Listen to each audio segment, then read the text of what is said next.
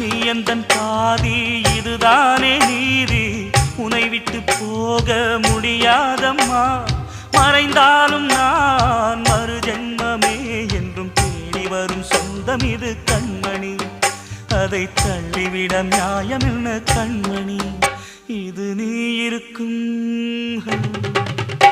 இது நீ இருக்கும் நெஞ்சமடி கண்மணி. இன்று யாரடிச்சு விம்முதடி கண்மணி. ஒரு வீடு கட்டி வச்சிருந்தேன் கண்மணி, அது வெட்ட வெளியாச்சுதடி.